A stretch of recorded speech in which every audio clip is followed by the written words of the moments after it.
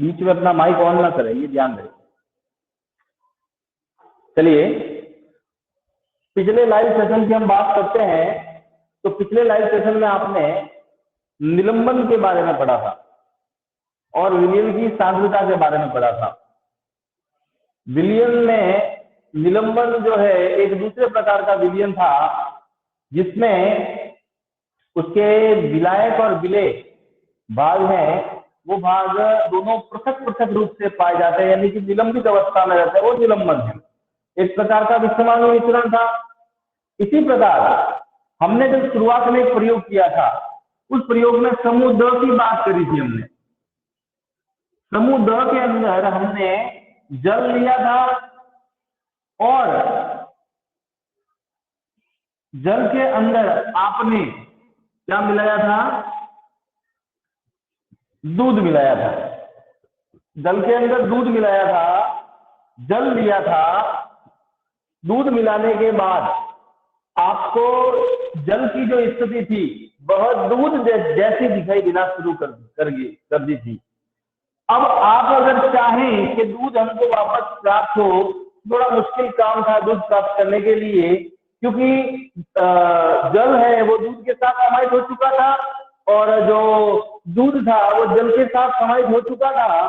तो उस परिस्थिति के अंदर दोनों एक दूसरे के अंदर कंबाइन होने के कारण हम उसको भौतिक क्रियाओं द्वारा आसानी से अलग नहीं कर सकते, लेकिन इसके कणों को हम हल्के हल्के बिखरते रूप में देख सकते हैं। इस प्रकार का जो विलियन था वो आपसे क्या कहलाता है? कोलाइडल विलियन कहलाता है। कोलाइडल विलियन में जिस प्रकार विलियन के अंदर और निलंबन के अंदर दो भाग काम करते हैं, विलियन में और निलंबन में कौन से दो भाग काम करते थे? तो जरा ध्यान देंगे, विलियन और निलंबन में दो भाग काम करते थे। वो दो भाग थे, एक तो था विलायक और एक था आपके विलेय। विलायक और विलेय। विलायक में क्या था? तो आपको बताया हुआ था, ये था घोलने वाला। अब घोलने वाला जिसकी मात्रा क्या थी? अधिक थी, यानी कि घोलने वाले की मात्रा आपकी क्या रहेगी? अधिक रहेगी। इसी प्रकार विलेय जो था आपके, वो था आपके घुलने वाला और इसकी मात्रा क्या रहेगी? आपके कम रहेगी।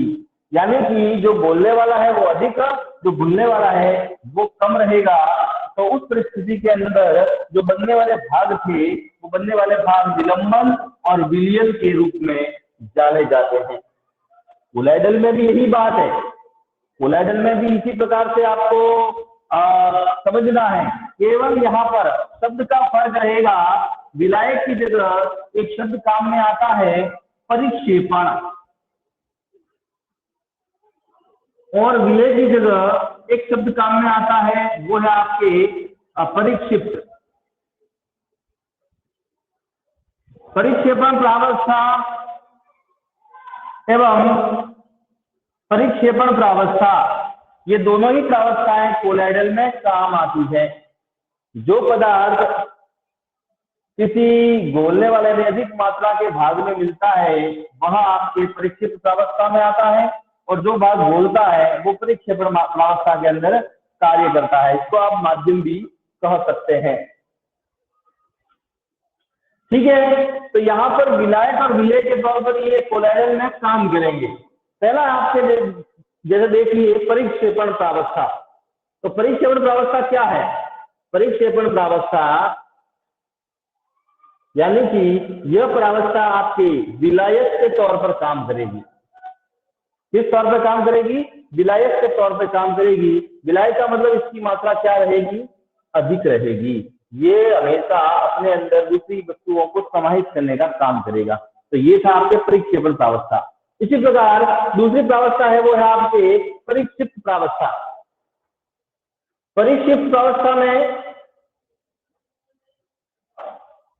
ये आपके विलेय के तौर पर काम करेगी, और विलेय यानी कि कोलाइडल में ऐसी प्रावस्था जो किसी परिक्षेपण माध्यम में घुलती है उसको परिक्षिप्त प्रावस्था कहते हैं। विलेय के तौर पर काम करेगी क्योंकि ये विलेय के कण है, और विलेय के तौर पर काम करते इसकी मात्रा क्या हो जाएगी? आपके कम हो जाएगी। तो जरा इसमें मुझे बताएंगे इसमें परिक्षेपण प्रावस्था और परिक्षिप्त प्रावस्था कौन सी होगी? आपका माइक भी ऑन है, चैट बॉक्स भी ऑन है, जरा मुझे बताएंगे इसमें जो आपके सामने मैंने लिखा है दूध और जल, इन दोनों में से परिक्षेपण प्रावस्था और परिक्षिप्त प्रावस्था कौन सी होगी?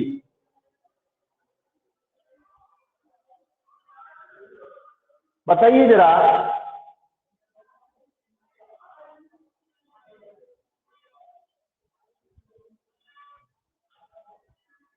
इसमें परिक्षेपण प्रावस्था और परिक्षिप्त प्रावस्था कौन सी है? अभी मैंने लिखा है परिक्षेपण प्रावस्था विलायक के तौर पर काम कर रही है। इस पूरे भाग में विलायक कौन सा है? यानी घोलने वाला। और परिक्षिप्त प्रावस्था विलय के तौर पर काम कर रही है, यानी उसके अंदर घुलने वाला, वो है दूध।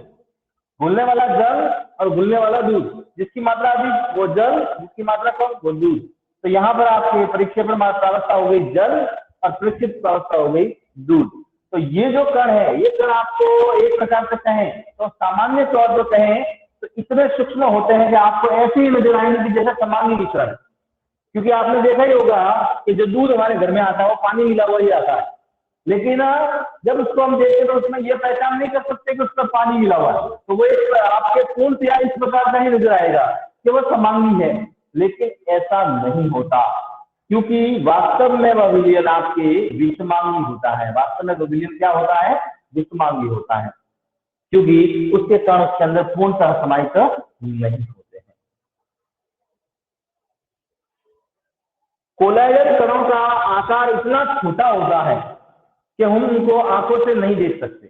यानी कि आप अगर उसको साधारण तौर पर देखना चाहो उन कणों को, तो सामान्य रूप में हम उन कणों को नहीं देख सकते। जिस प्रकार निलंबन में आपको दोनों कण दिख रहे थे, इसी प्रकार से आप कोलाइडल में यह प्रक्रिया नहीं देख पाएंगे। और कोलाइडल में यह प्रक्रिया नहीं देख पाएंगे तो उस परिस्थिति में क्या होगा कि वह एक दूसरे के अंदर समाहित रहेंगे। कण इतने छोटे होते हैं कि वो प्रकाश की किरण को फैला देते हैं, और प्रकाश की किरण को फैला देते हैं तो उसके मार्ग को वो दृष्टिगोचर कर देते हैं। ऐसी प्रक्रिया जिसमें प्रकाश का मार्ग दृष्टिगोचर होता है उसको बोलते हैं टिंडल प्रभाव। क्या कहते हैं? टिंडल प्रभाव। ध्यान रखना, टिंडल प्रभाव, टिंडल नामक वैज्ञानिक ने इसकी खोज की थी। आपको प्रावस्था के अंदर, माध्यम के अंदर, परिक्षेपण माध्यम के अंदर परिक्षिप्त प्रावस्था उपस्थित होगी, लेकिन कण इतने छोटे हैं कि वो उसको आप देख नहीं पाओगे, लेकिन वास्तव में वो घटना आपको देखने को मिलेगी। उसको हम टिंडल प्रभाव बोलते हैं। साधारण उदाहरण के तौर पर मैं आपको बता देता हूं कि एक कमरा है, उस कमरे का एक हल्का सा छोटा छिद्र है। अगर उस छिद्र से, जैसे मान लो ये छिद्र है और उस छिद्र से सूर्य का प्रकाश निकल रहा है, तो जो सूर्य का प्रकाश जहां पर निकलेगा उस स्थान पर आपको धूल के कण उड़ते हुए नजर आएंगे। ये धूल के कण क्या है? ये धूल के कण उस कोलाइडल के अंदर उपस्थित एक सूक्ष्म कण है, जो साधारण तौर पर जब प्रकाश, सूर्य का प्रकाश उसमें से नहीं गुजर रहा था तब आपको नजर नहीं आ रहे, वो पूरे वातावरण में फैले हुए हैं। लेकिन जब उसको पूरी व्यवस्था मिली, उसकी पूरी व्यवस्था तैयार हुई, तो उस परिस्थिति के अंदर आपको वो धूल के कण नजर आए। ये धूल के कण जो नजर आते हैं उस सूर्य की किरणों के अंदर, ये धूल के कण जो है वो एक आपके परिक्षिप्त प्रावस्था का निर्माण करते हैं। और परिक्षिप्त प्रावस्था मैंने आपको बताया विलय के तौर पर काम करती है, और जो सूर्य का प्रकाश है वो आपके परिक्षेपण माध्यम तैयार करता है। और ये पूरी जो घटना है, ये पूरी घटना आपके टिंडल प्रभाव कहलाती है। यानी कि इस प्रकार की घटना को आप टिंडल प्रभाव कह सकते हैं, जिसमें धूल के कण है वो कोलाइडल के रूप में काम करते हैं, परिक्षिप्त प्रावस्था के तौर पर काम करते हैं। ठीक है, तो टिंडल नामक वैज्ञानिक ने इसकी खोज की थी। ऐसे बहुत सारे उदाहरण हो सकते हैं, जरूरी नहीं है कि केवल आप कमरे के अंदर कर सकते हैं। ये घने जंगल में हो, और घने जंगल में जो पेड़ आपस में मिले हुए हो, उसके अंदर सूर्य की जो किरणें आ रही है, उसमें भी आप इस प्रकार की घटना को देख सकते हैं। जंगल के कोहरे में जल की छोटे छोटे कण है जो आपको एक धुएं के तौर पर दिखाई देंगे, और जब वो शरीर में आएंगे तो जल की बूंदों के रूप में हमको नजर आएंगे। ऐसे भी जो क्रिया है वो आपके कोलाइडल के रूप में प्रस्तुत होती है। तो ये था आपके कोलाइडल विलयन, जिसमें दो प्रावस्थाएं काम करती है, परिक्षेपण प्रावस्था और परिक्षिप्त प्रावस्था। ध्यान रहे, जो परिक्षिप्त प्रावस्था है जिसकी मात्रा कम है, ये कोलाइडल कहलाता है। ध्यान रहे, ये क्या कहलाता है? कोलाइडल कहलाता है। कोलाइडल इसको कहते हैं, और यही जब परिक्षेपण में मिलता है तब पूरा कोलाइडल विलयन के तौर पर यह काम करता है। वास्तव में यह विषमांगी मिश्रण होता है। तो आइए पढ़ते हैं कोलोइडल विलयन के गुण धर्म, इनके क्या क्या गुण होते हैं। तो जरा देखते हैं गुणों के बारे में।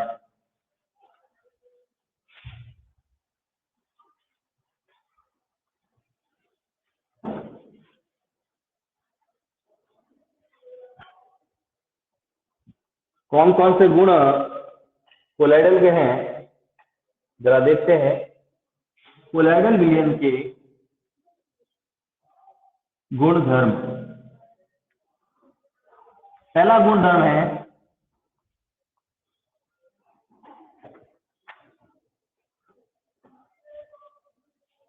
यह एक विषमांगी मिश्रण है। विषमांगी का अर्थ मैं पाठ की शुरुआत में बता चुका हूं। विषमांगी का मतलब है जिसकी बनावट समान नहीं।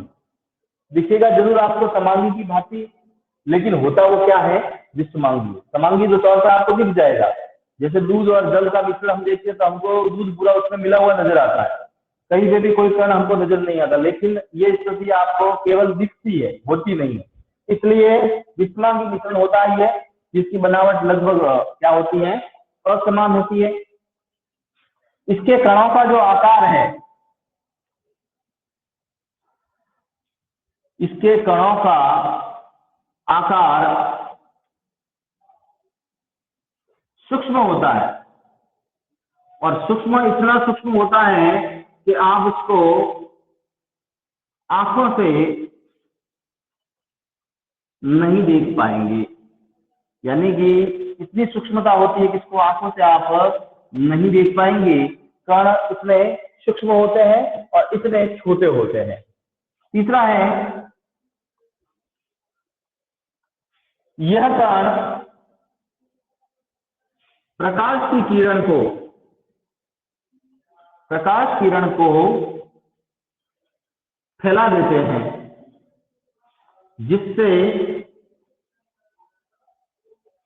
जिससे उसका मार्ग दृष्टिगोचर होता है। यानी कि प्रकाश की किरण को फैला देते हैं तो प्रकाश जिसमें से भी आप गुजारते हो उसका मार्ग वो क्या हो जाएगा, आपके दृष्टिगोचर हो जाएगा। यानी कि वो मार्ग आपको दिखना शुरू हो जाएगा। इसके बाद इसको अगर इस विलयन को अगर इस विलयन को शांत छोड़ दें, इस विलयन को शांत छोड़ने का मतलब है जो आपने घोल बनाया है उस घोल को आपने कुछ समय के लिए इसको ऐसे छोड़ दिया, तो इसके जो कण हैं, इसके कण नीचे तल पर बैठ जाएंगे लेकिन आपको दिखेंगे नहीं। कण पर तल पे बैठ जाएंगे लेकिन आपको दिखेंगे नहीं। अतः यह विलयन क्या होता है, स्थायी होता है।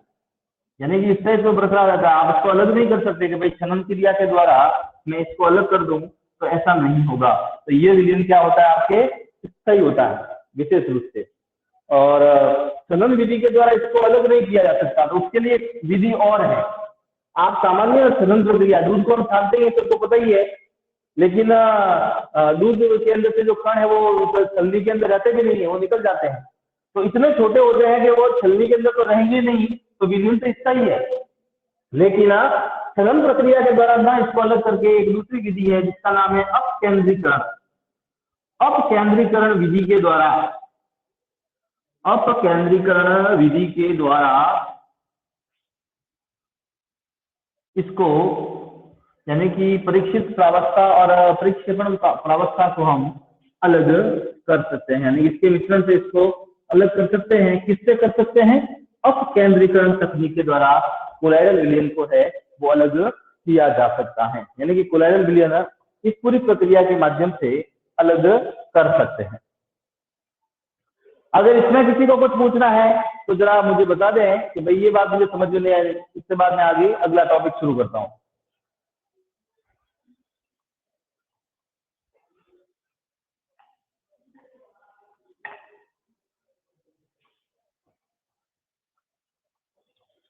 तो ये थे आपके कोलोइडल विलयन के गुण धर्म। हम आगे और बढ़ते हैं अगले टॉपिक की ओर चलते हैं।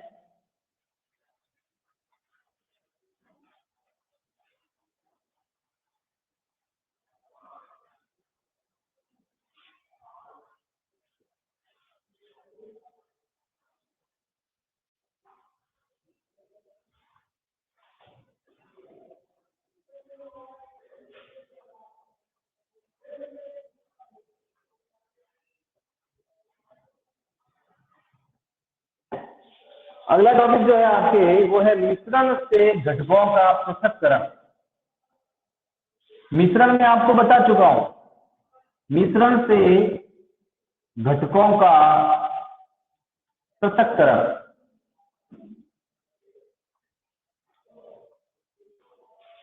ध्यान रहे, मिश्रण का मतलब होता है दो या दो से अधिक पदार्थों का आपस में समांगी या विषमांगी तौर पर मिलना, वो होता है आपके मिश्रण।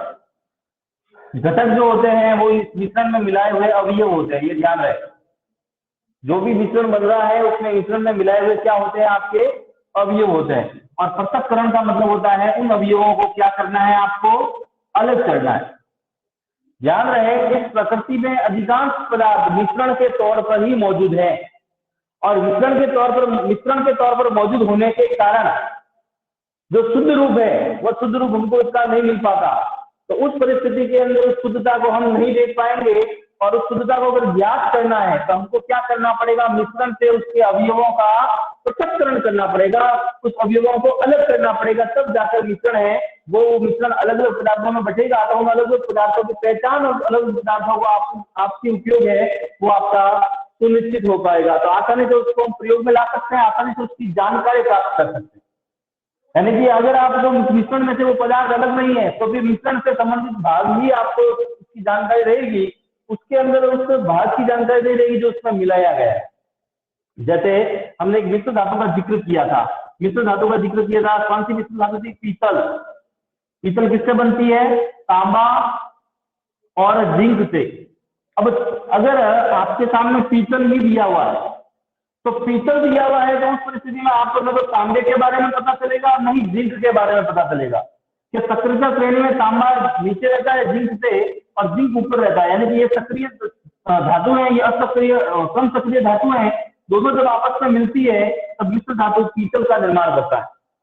अगर पीतल प्रकृति में जिस तौर पर है उसी तौर पर आपको मिल रहा है, अब इसके मिश्रण का घटक का पृथक्करण नहीं हो रहा है, तो आप ये पहचान सुनिश्चित नहीं कर पाओगे कि वास्तव में बना किससे है और जिस पदार्थों से बना उसकी प्रकृति क्या है। तो उसकी प्रकृति जानने के लिए हमको मिश्रण को अलग करना जरूरी है, तब जाकर उसकी जानकारी और वो हमको आसानी से प्रयोग में लाने की स्थिति है वो उसकी रहेगी। तो मिश्रण से घटकों का जो पृथक्करण है, विशेष रूप से मिश्रण दो प्रकार के होते हैं, आप सबको पता है। एक होता है समांगी मिश्रण और एक होता है आपके विषमांगी मिश्रण। तो ध्यान रहे, समांगी मिश्रण की बनावट समान होती है तो आप उसको भौतिक क्रिया द्वारा अलग नहीं कर सकते, लेकिन जो विषमांगी मिश्रण है, विशेष रूप से विषमांगी मिश्रण है, वो आसानी से भौतिक क्रिया द्वारा अलग हो सकता है। भौतिक क्रिया कौन सी, छानन के द्वारा इसको अलग कर सकते हैं, हस्तचयन के द्वारा इसको अलग कर सकते हैं। जो भौतिक प्रक्रिया है उन प्रक्रियाओं के द्वारा, बिछाने के द्वारा इसको अलग कर सकते हैं, ये भौतिक प्रक्रिया है। और इन भौतिक प्रक्रियाओं के द्वारा विषमांगी मिश्रण को आसानी से क्या किया जा सकता है, अलग किया जा सकता है। लेकिन वास्तविक मिश्रण में समांगी जो मिश्रण है उन समांगी मिश्रणों को कैसे अलग करना, समांगी मिश्रण की समान होती है, उन बनावट समान होने की स्थिति में उनको कैसे अलग करना, इसके लिए कुछ विशेष विधियां आपकी किताब में दी हुई हैं। तो जरा हम उन विधियों के बारे में पढ़ेंगे। सबसे पहली विधि है वो है रंग वाले घटक को नीले अथवा काले रंग की स्याही से कैसे पृथक कर सकते हैं। यानी आपके पास मान लीजिए नीले रंग की स्याही है, नीले रंग की स्याही आपने पेन में उपयोग के लिए घर पे लाई थी। अब नीले रंग की स्याही है, आपकी पेन में उपयोग के लिए लाई थी, किस अवस्था में थी वो, द्रव अवस्था में थी। अब द्रव अवस्था में थी तो ऑब्वियसली ये समझ सकते हैं हम कि ये एक प्रकार का मिश्रण है। इसका मिश्रण हो सकता है, ये जल और रंग का मिश्रण हो सकता है। लेकिन अगर इसकी हम जांच करके सुनिश्चितता तय करेंगे कि वास्तव में यह जल और रंग का ही मिश्रण है, तो उसके लिए हम छोटा सा प्रयोग करेंगे। प्रयोग में क्या करेंगे कि आपको एक छोटा सा स्टोव लेना है, जिससे आप उस पदार्थ को क्या कर सको, गर्म कर सको। तो हम जरा यहाँ पर एक स्टोव बना देते हैं। उस स्टोव के ऊपर आपको एक बीकर रखना है। बीकर को आपके आधे जल से भर देना है, यानी कि बीकर को आपको जल से भर देना है। इसी बीकर के ऊपर आपको एक वॉश गिलास रखना है। वॉश गिलास एक कांच का भाग होता है जो प्रयोगशाला में काम आता है। इस वॉश गिलास के अंदर आपको स्याही रखनी है, यानी कि वह चीजें इस बीकर के अंदर जल के संपर्क में ना आए, केवल हमको क्या देनी है, उष्मा देनी है। आपने स्याही को इसके अंदर रख दिया, ये स्याही का भाग है। अब आप उस स्टोव को ऑन कर देंगे।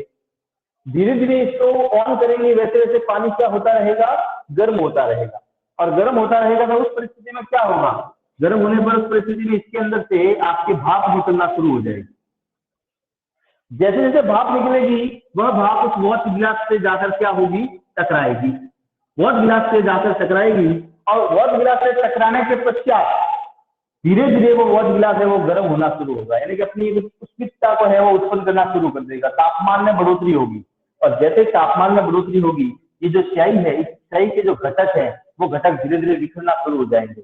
एक स्थिति ऐसी आएगी कि केवल आपको स्याही का रंग दिख रहा है और उसका जो है द्रव्य अवस्था वो धीरे धीरे उसकी क्या हो गई है, लुप्त हो गई है। उस स्थिति में आप उस गैस को बंद कर दें तो आप पाएंगे कि वॉश गिलास में केवल और केवल स्याही का रंग बचा है। जो नीले रंग की स्याही है तो नीला रंग बचा है, लाल रंग की स्याही है तो लाल रंग बचा है। ये लाल रंग या नीला रंग जो बचने पर जल है वो गर्म होने पर वाष्पीकृत हो जाता है। इस प्रकार की प्रक्रिया को वाष्पीकरण की प्रक्रिया कहते हैं। और वाष्पीकरण के द्वारा आप इस प्रकार से नीले रंग की स्याही को है वो आसानी से अलग कर सकते हैं। एक और वाष्पीकरण का उदाहरण देता हूं मैं। वाष्पीकरण की जो प्रक्रिया है आपने 7वीं क्लास या 6वीं क्लास में भी पढ़ी होगी। वाष्पीकरण की प्रक्रिया में हमेशा ध्यान रखना, जल प्लस नमक का जो मिश्रण होता है, उस मिश्रण को आप वाष्पीकरण विधि द्वारा क्या कर सकते हैं, अलग कर सकते हैं। अब उसको अलग करने के लिए क्या करना पड़ेगा, तो हमको यही पता है कि उसको किसी पात्र में लेकर उसको 100 डिग्री सेल्सियस पर आपको गर्म करना है। गर्म करते रहोगे और इस एक ऐसी परिस्थिति आएगी जिसमें जल की मात्रा धीरे धीरे क्या हो जाएगी, घट जाएगी। क्यों? क्योंकि वो वाष्पीकृत होकर भाप के रूप में ऊपर बढ़ रही है और वाष्पीकृत होकर भाप के रूप में ऊपर बढ़ रही है तो जल आपसे वाष्पीकृत हो रहा है और नमक है वो अवशेष के तौर पर उस पात्र के अंदर जाता है। जैसे ही आप को लगेगा कि भाई पानी कम हो गया, आपने गैस को बंद किया, कुछ समय बाद ठंडा होने के लिए छोड़ दें। जैसे ही आप ठंडा होने के लिए छोड़ोगे, पात्र की दीवारों पर आपको नमक है वो चिपका हुआ नजर आएगा। इसी प्रकार से जो कठोर जल होता है, उस कठोर जल के अंदर के मैग्नीशियम और पोटेशियम के जो डाइक्लोराइड आयन होते हैं उनको अलग किया जाता है। तो वाष्पीकरण विधि के द्वारा जो हम मिश्रित ऐसे भाग जो पूर्णतया एक दूसरे के अंदर विलीन है, जिसको हम आसानी से पृथक नहीं कर सकते, उसको वाष्पीकरण की क्रिया के द्वारा अलग किया जा सकता है। तो ध्यान रहे, नीले रंग की स्याही या लाल रंग की जो स्याही है उसको मिश्रण के घटकों से जल को अलग करने की जो प्रक्रिया है वो वाष्पीकरण के द्वारा होती है और वाष्पीकरण के द्वारा उसको आसानी से अलग किया जा सकता है। तो ये था आपके वाष्पीकरण की विधि, उसके द्वारा उसको अलग हम कर सकते हैं। अगली विधि है दूध से क्रीम कैसे पृथक कर सकते हैं। बाजारों में दूध जो आपको मिलता है वो पाश्चरीकृत किया हुआ होता है। थैलियों में जो दूध मिलता है उसको 70 डिग्री सेल्सियस पर गर्म करके ठंडा करके फिर पैकिंग की जाती है। उसके बाद आप उसका उपयोग करते हैं, जो 2 दिन 3 दिन खराब नहीं होता है और आप उसका आसानी से उपयोग कर सकते हैं। लेकिन हम बाजार में और बहुत सारी चीजें देखते हैं जो फास्ट फूड के अंदर काम आती है, जो क्रीम होता है, जो टोंड दूध होता है, इस प्रकार के जो भाग हैं वो आपको बाजार में मिलते हैं। वो वास्तव में निकाले कैसे जाते हैं, तो वो निकाले मिश्रण से निकालने की प्रक्रिया के द्वारा निकाले जाते हैं। ये एक प्रकार का दूध हमको पता है, मैंने अभी आगे पढ़ाया ना, कोलाइडल विलीन होता है, जो समांगी दिखता है लेकिन होता विषमांगी है, आसानी से उसको हम पृथक नहीं कर सकते। तो उसके लिए एक विधि है, उस विधि के द्वारा आप उसको अलग कर सकते हो और वो विधि है जिसका नाम है अपकेंद्रीकरण विधि। अपकेंद्रीकरण विधि आपने अधिकांश भैया जो है, हमारा जो क्षेत्र है वो खेतीहर क्षेत्र है, जहाँ पर लगभग 80% लोग क्या करते हैं, खेती करते हैं, और खेती करने वालों के घर पर पशुपालन भी साथ में किया जाता है। तो हम सबको पता है कि हमारे घर में जब घी बनाने की प्रक्रिया होती है या दही को मतने की प्रक्रिया होती है, तो उसमें क्या निकलता है?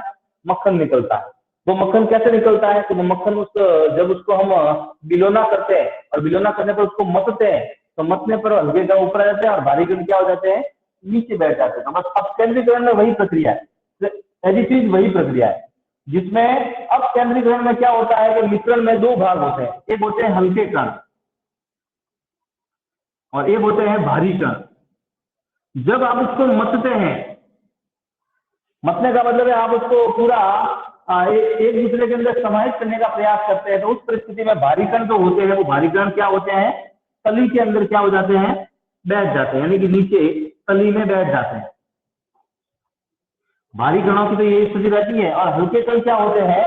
ऊपर आ जाते हैं। हल्के कण निरंतर ऊपर आना शुरू कर देते हैं। तो उस परिस्थिति के अंदर उन हल्के कणों को है आप उस भाग से अलग कर सकते हैं। तो उसको क्रीम के तौर पर, पनीर के तौर पर, या अन्य कोई जो पदार्थ है उसके तौर पर आप उसका उपयोग है वो कर सकते हैं। तो अपकेंद्रीकरण में यही प्रक्रिया होती है, जिसमें भारी कणों को नीचे बैठाकर हल्के कणों को ऊपर लाकर उन कणों को पृथक करने की जो प्रक्रिया है वो अपकेंद्रीकरण प्रक्रिया होती है, जिसको कोलाइडल विलयन के अंतर्गत ज्यादा मात्रा में प्रयोग में लाया जाता है। छानने की प्रक्रिया द्वारा हम इसको आसानी से अलग नहीं कर सकते हैं। तो इस बात का हमको ध्यान रहे कि ऐसे कणों को सिर्फ अपकेंद्रीकरण विधि द्वारा ही अलग कर सकते हैं। अगर आपके पास मशीन नहीं है तो आप घर में मिक्सर ग्राइंडर और जो मतनी होती है, जिसको अपनी भाषा मारवाड़ी भाषा में झिरनिया बोलते हैं, उसकी सहायता से भी आप इस प्रकार की जो प्रक्रिया है उसको पूर्ण कर सकते हैं और उसको आप कंप्लीट कर सकते हैं। ऐसे अपकेंद्रीकरण विधि का जो उपयोग है वो उपयोग आपको बताया हुआ है। एक तो रक्त और मूत्र की जांच में, जो प्रयोगशाला में आप अपना खून दे के आते हो और कहते हो सर मेरे आरबीसी काउंट चेक करना, मेरे डब्ल्यूबीसी काउंट चेक करना, तो रक्त और मूत्र की जांच के लिए अपकेंद्रीकरण विधि का ही उपयोग होता है। दूसरा है डेयरी और घर में क्रीम से मक्खन निकालने में, जो मक्खन निकालने की प्रक्रिया होती है वो भी अपकेंद्रीकरण विधि द्वारा ही होती है, डेयरी पर भी और भले वो घर में हो। और कपड़े धोने की मशीन में जो भीगे कपड़े होते हैं उनको निचोड़ने की प्रक्रिया भी अपकेंद्रीकरण विधि द्वारा ही की जाती है। तो ये जो है वो हमारे दैनिक जीवन में इसके उपयोग है, इन उपयोगों के बारे में हमको पता होना चाहिए। तो ये तो थी आपके दो विधि। पहली विधि थी वाष्पीकरण विधि, जिसमें दो मिश्रित घटक है, उसमें एक घटक वाष्पीकृत भाग होता है और एक घटक अवाष्पीकृत होता है। तो इसको हम आसानी से क्या कर सकते हैं? अलग कर सकते हैं। यानी कि दो घटक जो मिले हुए होंगे, एक घटक उसमें क्या होगा? वाष्पीकृत होने वाला होगा,